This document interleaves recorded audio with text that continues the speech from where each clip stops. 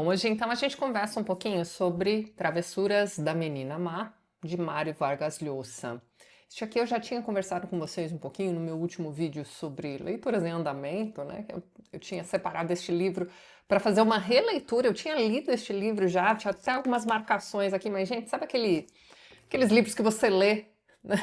E simplesmente parece que você passou a borracha em cima. Pois é, então eu nem considerei como releitura e vamos que vamos, pessoal. Mas deu para entender, né, durante a leitura aqui do livro, deu para entender o motivo de eu ter simplesmente apagado este livro da minha memória. Porque provavelmente eu achei que ele foi qualquer coisa, né? Eu devo ter lido este livro lá por 2013, 2014, então já faz mais de 10 anos. E eu nunca tive vontade de recuperar essa leitura. Então agora, né, depois da morte do Mário Vargas Llosa, eu cheguei à conclusão de que eu li super poucos livros de ficção dele. Estou tentando corrigir isso, né? Eu li há pouco tempo Conversa no Catedral, que é muito bacana. Tem vídeo aqui no TLT, depois vocês deem uma olhadinha. E eu resolvi pegar o Travessuras da Menina Má, porque este aqui pode não ser seu melhor livro, mas é o mais conhecido, pelo menos aqui no Brasil. Se você jogar o título deste livro aqui no YouTube, no Google mesmo, você vai encontrar muita resenha, muito comentário a respeito deste livro. E segundo informações colhidas, pessoal, este livro aqui teria sido a homenagem do Mário Vargas Llosa para o Madame Bovary de Flaubert. Aqui no canal nós já temos também vídeo para o Madame Bovary, vou deixar link para vocês na descrição, deem lá uma olhadinha. O livro de apoio que eu usei para aquela leitura foi um livro do Llosa, chamado A Orgia Perpétua. O Llosa tem um livro sobre Os Miseráveis e um livro sobre Madame Bovary publicados aqui no Brasil. Para quem não sabe, o Llosa, além de romancista, foi também aí um crítico literário, foi um comentador do estado de coisas também, e ele também foi tradutor da Unesco quando jovem. Por que eu estou dizendo isso? Porque este livro aqui, ó, tem algo de autobiográfico também, mas então. Orgia Perpétua é um elogio, é um estudo aprofundado e também um elogio a Madame Bovary, ao livro, tá? E este aqui é um livro, só para não falar besteira, este aqui é um livro dos anos 70, 1975. E o Travessuras da Menina Má é um livro de 2006, é um dos seus últimos romances. Então, eu não encontrei nenhuma declaração do Llosa por aí, né, dizendo, né, ele mesmo, que se trata de uma homenagem a Madame Bovary, mas também não duvido.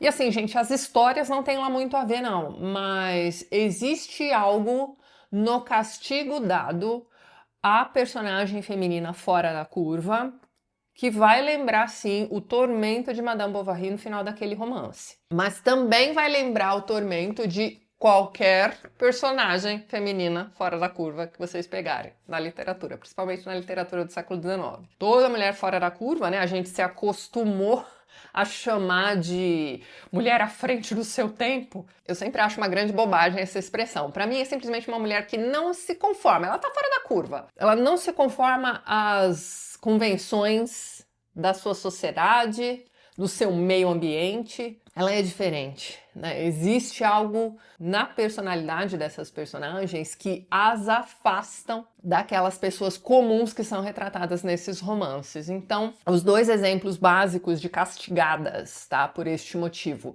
que me vem à cabeça são Madame Bovary e a Ana Karenina. Curiosamente, esses dois exemplos que eu estou dando para vocês são de mulheres adúlteras, tá? E aí a gente pode chegar a um ponto de discussão também, que é uma coisa assim mais dos nossos dias, mas que não condiz com a realidade, que é aquela coisa de que homens escrevendo mulheres vão sempre castigá-las por serem fora da curva. Não é bem assim. A gente leu também, não tão há tanto tempo atrás, assim, um livro da Júlia Lopes de Almeida, que é uma autora brasileira, inclusive do século XIX. Ela vai lá e escreve A Falência, e ela também castiga a mulher fora da curva. Então não é uma prerrogativa de homens escrevendo mulheres, mas enfim, isso acontece na literatura, e isto vai acontecer aqui no livro do Llosa. E é um castigo daqueles, é castigo nível Madame Bovary, nível Ana Karenina. E é o tormento da Madame Bovary que faz com que aquele livro seja tão impressionante para mim, pelo menos. Todo o desenvolvimento da Emma Bovary não me interessa muito, não. Mas é o tormento, é aquela redenção forçada no sofrimento da carne mesmo, que me pega toda vez. E é o perdão que Ana pede no último momento também, que me impressionam naquela história. Bom, enfim, estou falando de Ana Karenina. Aqui o que nós vamos ter é o seguinte, pessoal, não é uma história de amor. É muito comum você ver, ai, que história de amor dos nossos tempos. Gente, se isso aqui é amor, é o amor mais torto que você vai ler na sua vida. Então, assim, o que você vai ter aqui é aquele tipo de relacionamento em que você tem um cara que vai passar a vida inteira, literalmente, olha só, ele conhece essa menina má, aqui do título do livro, na adolescência, e ele vai passar o resto da vida não superando essa mulher, porque ela vai reaparecer ao longo da vida. Nisso dela ficar reaparecendo, a cada momento em que ela ressurge na narrativa, ela vai ressurgir diferente, com um nome diferente, porque ela vai ter se casado com alguém, ela vai estar em outro país, em outra situação. Então, assim, o reaparecimento da Lily, né, este é o nome dela aqui neste livro, lembra um pouco o reaparecimento de Jean Valjean lá nos Miseráveis. A gente está falando do Lhosa, que é o cara que escreveu um livro só sobre os Miseráveis, um livro só sobre Madame Bovary. Ele meio que junta essas duas coisas aqui no Travessuras da Menina Má. Só que Jean Valjean é um personagem que a gente ama. E esta menina má é uma personagem que a gente vai detestar do início ao fim. Então, você pode até tentar... Existe um episódio aqui neste livro que é todo escrito para que você se compadeça dela. É um episódio, inclusive, que vai ser mais ou menos um Deus Ex Machina. Vai surgir uma... Literalmente, gente, vai surgir um personagem ali, um personagem mais velho, que vai contar uma história pro narrador, né, para este personagem aí, que é o coitado, apaixonado aí a vida inteira pela menina má. E enquanto ele tá contando a história de sua vida e de sua filha e de não sei o que lá, o cara na hora vai entender, ele está falando da Lily, sabe? É muito manjada essa parte do livro. Mas neste momento você precisa, né, ouvir falar a respeito da infância triste, complicada ali da menina, para se compadecer, porque na literatura, como no cinema, como em qualquer tipo de narrativa hoje em dia, você precisa saber que algo aconteceu na infância daquela pessoa para se compadecer dela. O que dizer a respeito das pessoas que tiveram infâncias tristes e que superaram e que são boas pessoas depois de adultas, né? Essas pessoas simplesmente não existem, né? Na literatura, na vida normal, não. A gente enaltece, a gente tende a enaltecer por algum... A gente tende a dar destaque a essas pessoas que cometem crimes, fazem... Cara, ela é virada do capeta, ela é uma criminosa. Então, você tende a olhar para essas pessoas e pensar, coitado, mas a infância dela. Então, isso está aqui no livro do Lhosa também, que é curioso, né? Vocês sabem que o Lhosa é um cara que foi um revolucionário ali durante sua vida, mas ele encerra sua vida como um grande conservador. Então, ele vai escrever este livro em 2006 aqui, acho que depois dele ter ganhado o prêmio Nobel. Deixa eu só dar um confere aqui para não falar besteira mais uma vez. Ele ganhou o Prêmio Nobel de Literatura em 2010. Então, quando você recebe um prêmio como este, né, você tem que pensar no conjunto da obra, mas existe sempre um livro mencionado durante, né, a premiação.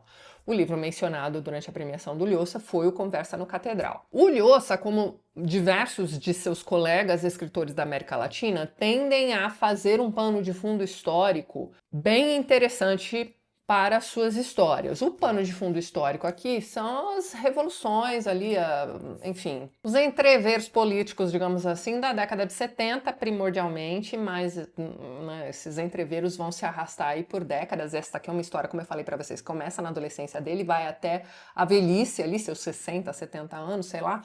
Então, assim, você vai acompanhar no mínimo 5 décadas de história de amor torto aqui neste livro.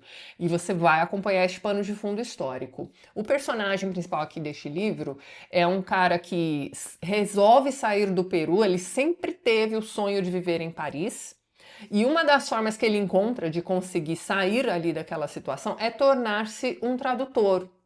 Então ele aprende línguas, né? Num dado momento ele começa pelo inglês, depois ele vai para a Aliança Francesa, depois ele vai aprender russo no Berlitz, ele vai aprendendo ali idiomas dentro dessas escolas de idiomas que existem na América Latina. Aqui no Brasil também tem Berlitz, tem Aliança Francesa, tem tudo. Então, lá no Peru também tinha.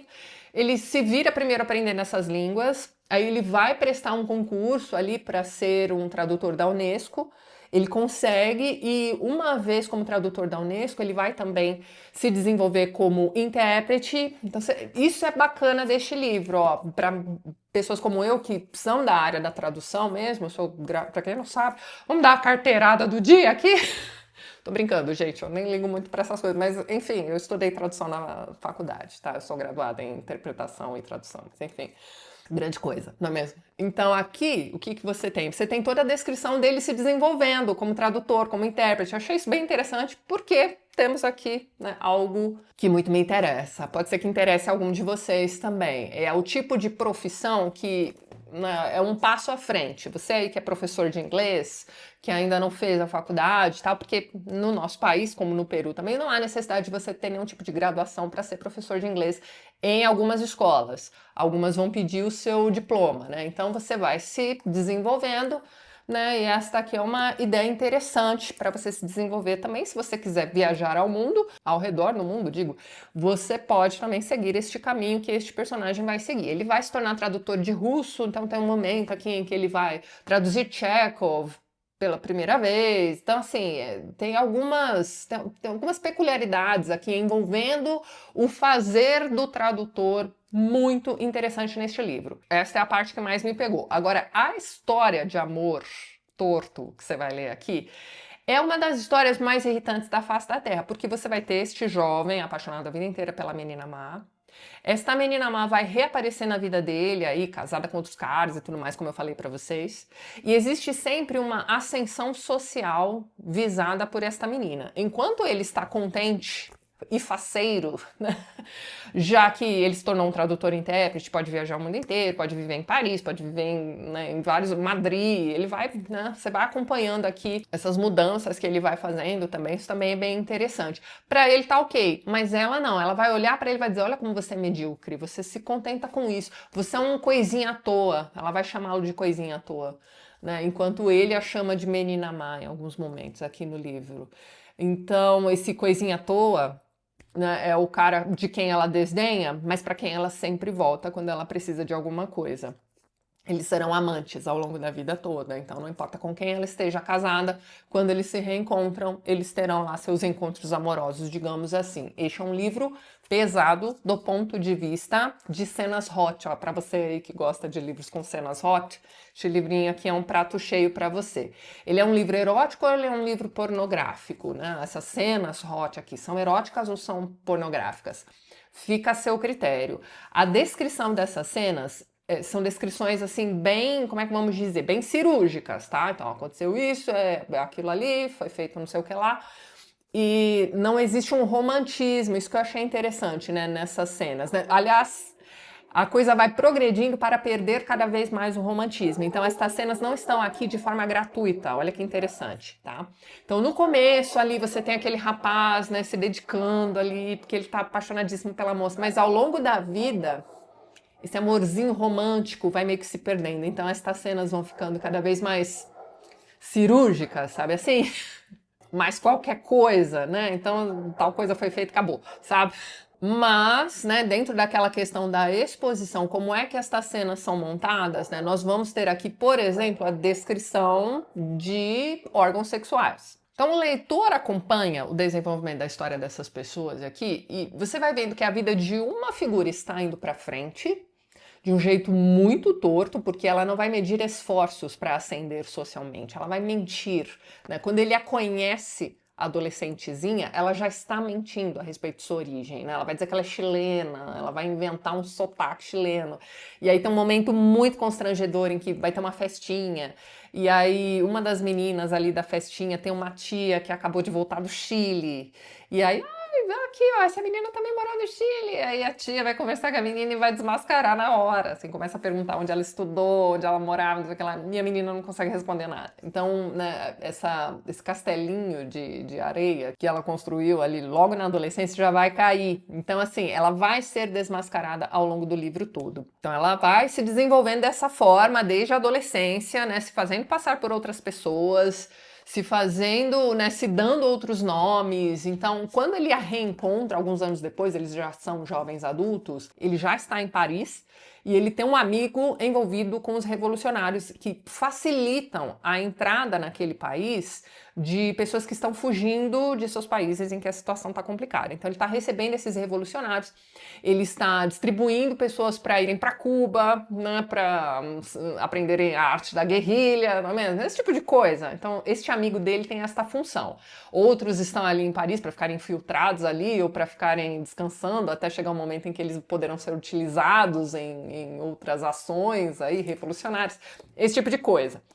E o nosso narrador, ele é só um observador. E aí, quando ele identifica em uma das companheiras aí deste grupo a tal da menina má, ele vai conversar com ela, eles vão reatar ali qualquer tipo de namorico que eles tenham tido lá na adolescência também. A coisa vai se desenvolvendo a partir daqui.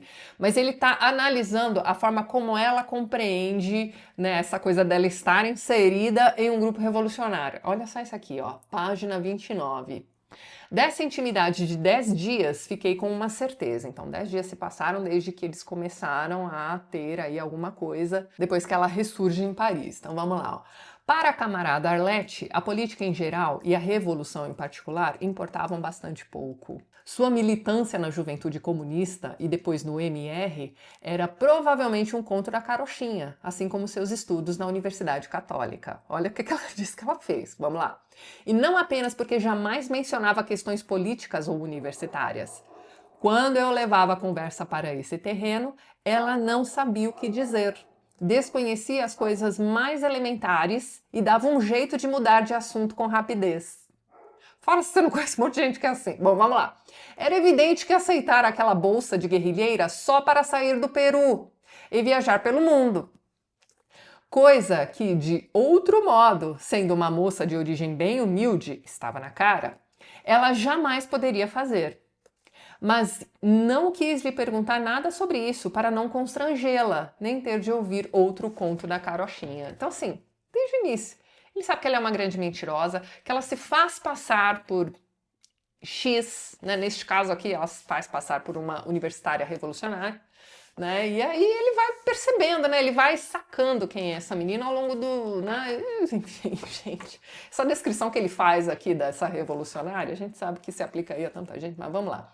Aí nós temos, além dessa questão do pano de fundo histórico, dessa questão da profissão de tradutor e tudo mais, só lembrando, né? Comentei com vocês que este livro aqui tem algo de autobiográfico.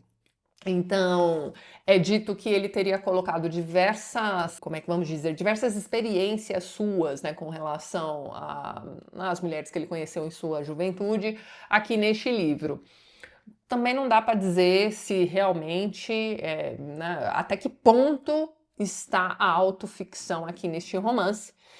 A gente sabe que o Lhosa foi casado, aí passou bastante tempo casado com suas esposas, né? Ele teve um casamento que foi bastante, como é que vamos dizer, explorado pela mídia também, que foi um de seus últimos casamentos. Então, a gente sabe que o Lhosa teve uma vidinha agitada, mas a gente não sabe se realmente houve uma menina má desse jeito na vida dele. O que vai acontecer? Todas as vezes em que ela volta, ela vai tirar algo dele, né? Seja dinheiro, seja paz, seja paciência. Então, assim, e é uma coisa assim dela voltar, dela ficar muito próxima dele e dela deixá-lo de um jeito horrível. Geralmente é dizendo, ó, você é um coisinho de nada, você não serve pra mim, e vai embora. Aí dali um tempo ele tá fazendo outra coisa em outro país, não sei o que lá, surge a menina má de novo. Então, o que vai acontecer aqui com ela é uma progressão que você parece, né, parece para o leitor que ela está conseguindo aquilo que ela quer, que é dinheiro, que é projeção social, né? Mas quando você tem ali um momento em que ele vai encontrá-la em Tóquio, né, olha para onde ela foi, e ela está casada com um cara que é meio que um gangster japonês, né? Ali você percebe que tem alguma coisa muito errada. Já estava errada desde o início, mas ali tem algo de mais periclitante ainda. Então, é o tipo de história que é bem cansativa, né? Você tá vendo que ela vai ressurgir ali, aí ele vai se apaixonar por ela novamente, vai fazer tudo por ela vai abandoná-lo. E aí sempre tem aquele momento, nunca mais vou recebê-la. E aí passam-se alguns anos, ela volta. Então, assim, é uma coisa cansativa. Mas quando chega nessa questão de Tóquio, você fala assim, cara, para onde ela tá indo, né? E aí você acaba continuando a leitura por conta de uma curiosidade mórbida ou algo assim. Então você vai ver que esse é um cara que meio que aprende por poder. É uma questão de poder. Ela está submissa a este cara. E ela funciona mais ou menos como sua escrava sexual. Só que eu acho que esse termo não está certo. Existe algo de sadomasoquista aqui, porque ela está presa a ele por vontade própria. Ela poderia muito bem dar um migué ali, como ela fez a vida inteira, e sair daquela situação. Mas ela gosta daquela situação. Então eu acho que escrava sexual não é bem o termo a ser utilizado. O que vai acontecer é que ela vai aparecer um belo dia muito combalida fisicamente, ela está acabada. Aquela mulher linda, né, na verdade, assim, a adolescente que era só legal, ela não era descrita aqui como linda, maravilhosa, ele vai até dizer que ela não era das meninas mais bonitas ali do grupo, mas ela vai se desenvolvendo num mulherão elegante, boas roupas, não sei o que lá, e bem cuidada, então ela vai se fazendo bonita. Né? Em todas as vezes em que ele a reencontra depois de guerrilheira, ela estará maravilhosa. Quando ele a reencontra aqui, né, depois dela se desvencilhar desse relacionamento tóxico, né, enfim, ele vai notar que ela está muito combalida. Então, assim, ele acaba gastando um dinheiro que ele nem tinha, ele, né, faz uma hipoteca da própria casa, do apartamento que ele estava morando, uma coisa assim, e aí ele consegue pagar um tratamento para ela, é um tratamento caro. Então, por quê? Porque ela está extremamente ferida. Imagine você aí, tá? Porque ela foi abusada de todas as formas possíveis. Não, essa é a história que ela conta. Não só pelo cara, né, pelo japonês, né, mas também por seus asseclas. Então, eu avisei. A coisa vai degringolando. Então ela tá tão machucada, tão debilitada ali, que, enfim, você vai ter uma doença muito grave em decorrência disso. Ela vai ser abandonada por esse cara porque eles começam a desconfiar de que ela tenha AIDS. Só pra você saber. Bom, enfim. Aí ela vai ser tratada, tá tudo bem, só que num dado ponto, né, os médicos querem falar com o narrador. E o narrador vai até lá, né, enfim, achando que eles vão falar da alta dela ou algo do tipo, eles dizem pra ela, olha, tudo que ela tá dizendo pra você é mentira, tá? Então, assim, ela não foi estuprada, ela não foi presa, né? Tem um momento aqui em que ela vai contar que ela foi presa, ela foi humilhada e abusada também dentro da cadeia, não sei o que lá, pra justificar aqueles machucados que ela tinha. E aí eles vão dizer, olha só, não, ela foi abusada pelo próprio marido mesmo e ela deixava, ela gostava de fazer aquilo que ela fazia. Então, esse mundo de fantasia em que ela é uma pobre coitada, que foi açoitada na cadeia, não sei o que lá, isso não existe, não existiu. Mas que bom que você a ama, né? Porque você vai cuidar dela e tal. Então, assim, ó, faz com que ela se esqueça, né, dessa mentira que ela contou e faça com que ela se esqueça, né, desse tratamento que ela fez aqui com a gente, porque é a melhor coisa, sabe? Seguir em frente. E aí o cara, né, você para e pensa, né? Olha, o tamanho da mentira que ela acabou de contar pra ele.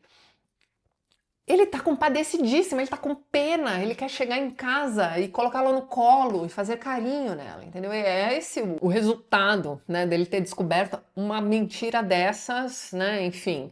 Mas a questão é que quando você entende que ela é esse tipo de pessoa também, você tem uma outra questão já em andamento, que é o seguinte: este rapaz faz amizade com um casal de médicos que tinha adotado uma criança vietnamita que não falava, era muda.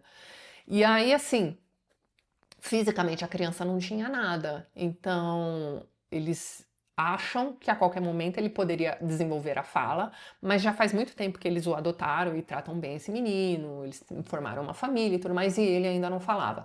Só que com a menina má, esse menino vai começar a falar. Então existe todo um ambiente em que agora ela é muito bem-vinda, porque ela ajudou essa criança.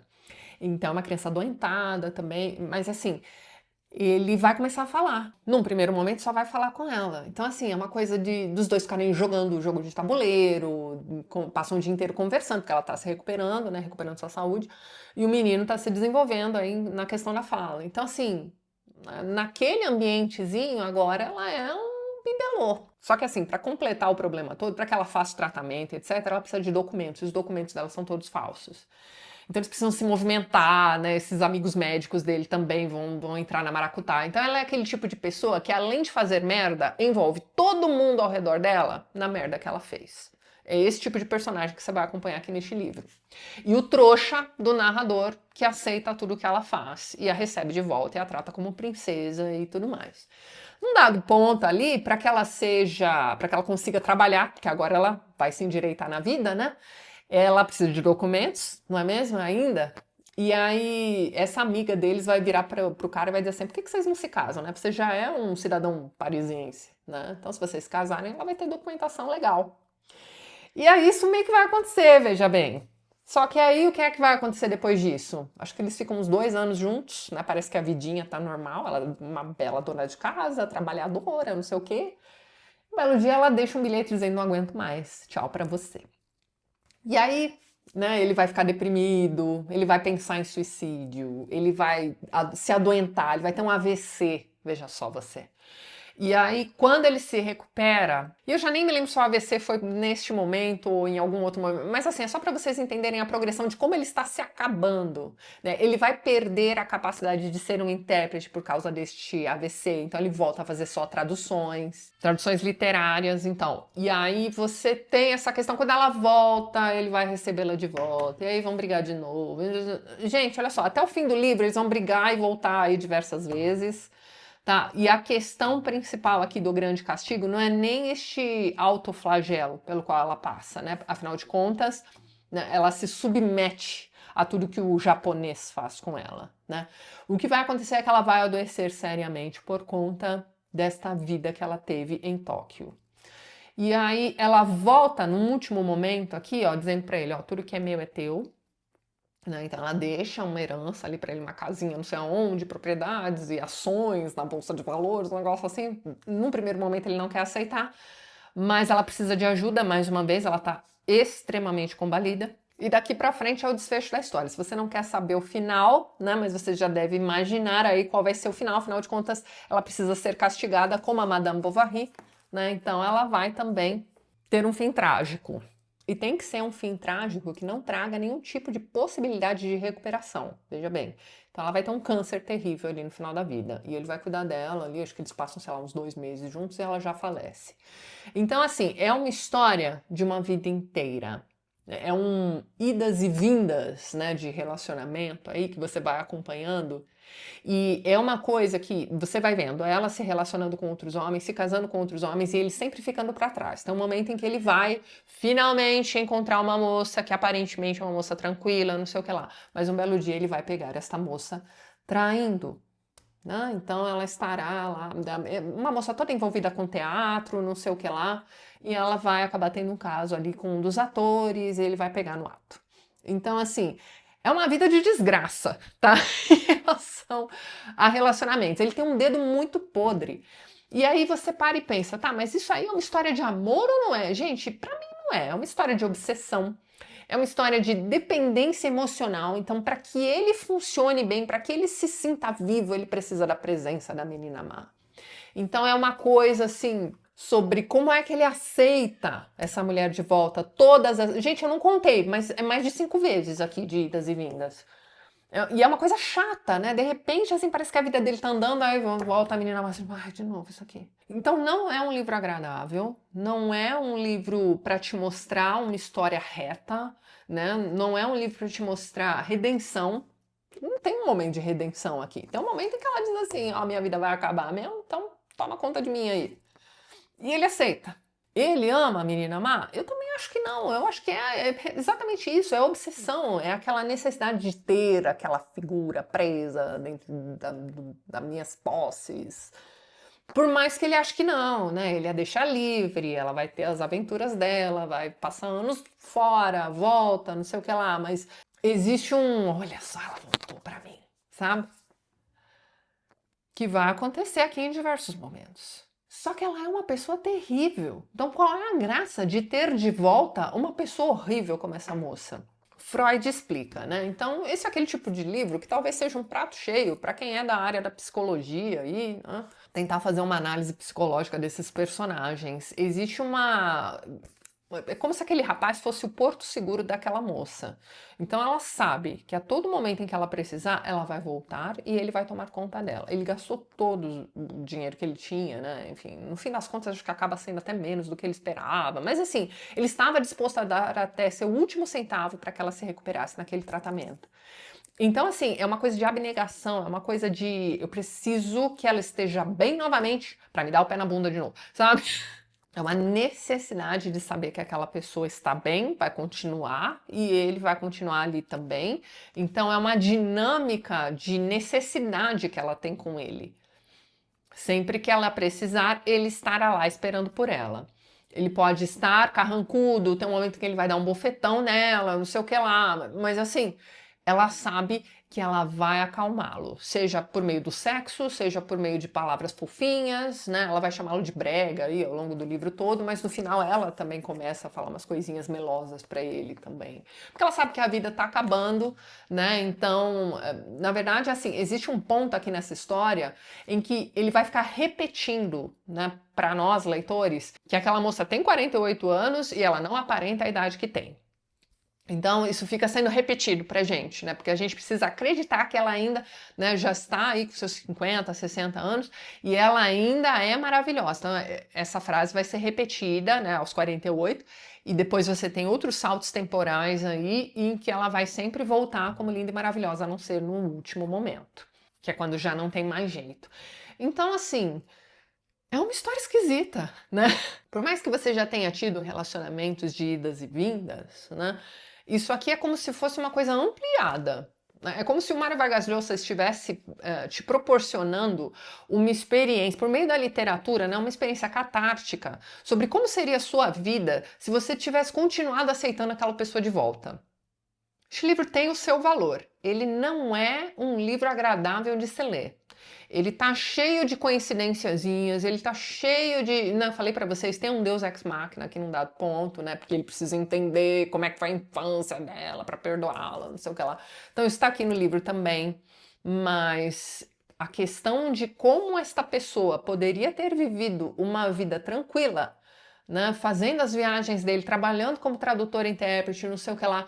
Ele poderia, né, fazendo as viagens, né, morando aí em diversos países, porque, né, o emprego dele permitiria isso era coisa que ele queria fazer desde jovenzinho. Então, assim, ele poderia ter tido uma vida muito tranquila. Mas não, ele opta por ter a sua vida tranquila abalada pela menina má em diversos momentos diferentes. Então é quase como se ele tivesse uma dependência também, olha só que interessante, para que a vida dele fosse movimentada com a presença da menina má. Então ele também depende dela, para que a vida não seja essa linha reta, boring o tempo todo, né? Gente, é um livro estranho, tá? Não é um livro que você termine de ler e fala, nossa, que livro maravilhoso. Não é. É aquele tipo de livro, sabe, 1984, que dá até um alívio quando você termina de, acabei de ler essa história aqui, meu Deus do céu, sabe? Você até se afasta do livro quando você termina de ler.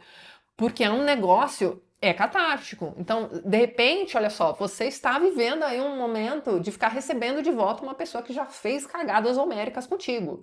E você está pensando assim, não, agora essa pessoa vai mudar.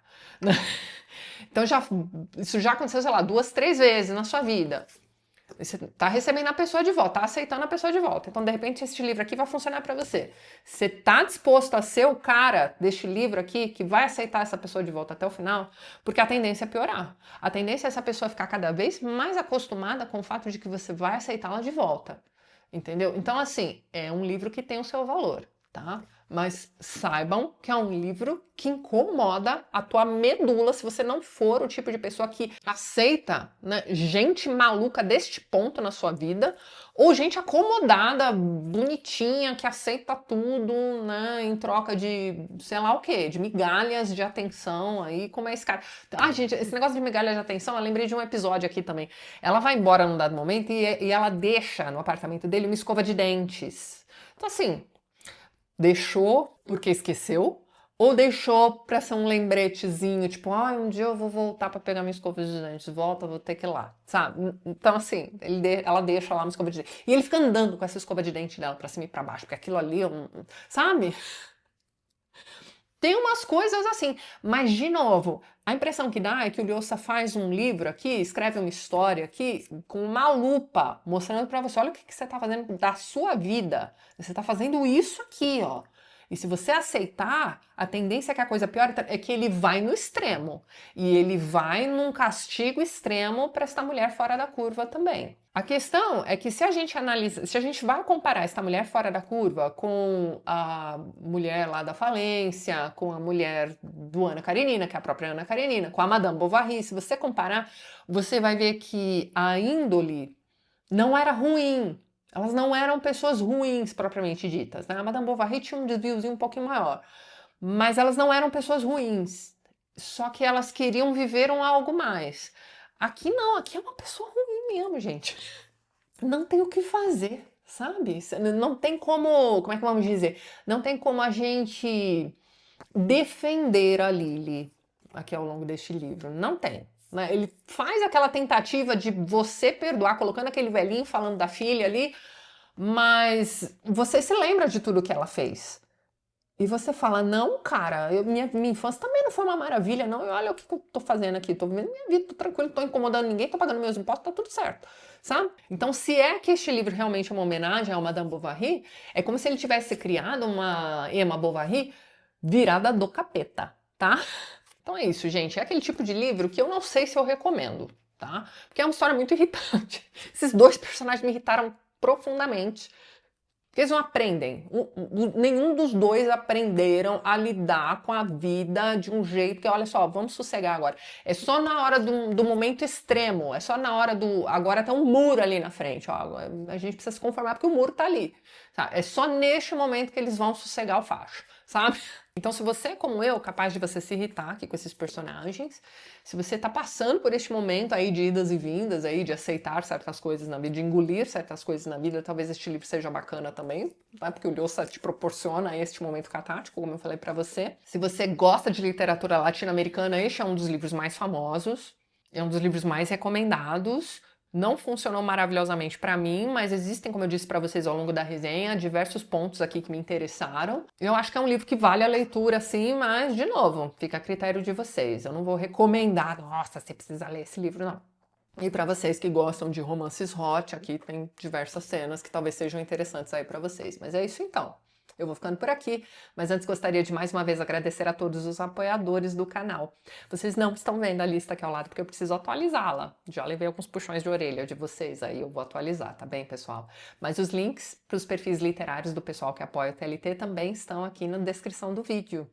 Então você tem ali os links para o Instagram, para o canal no YouTube desse pessoal que também fala sobre livros por aí, também incentivam a leitura e releitura de livros bacanas. Então vale sempre muito a pena acompanhar o pessoal que apoia o TLT também. Então é isso. Um beijo grande para vocês e até a próxima.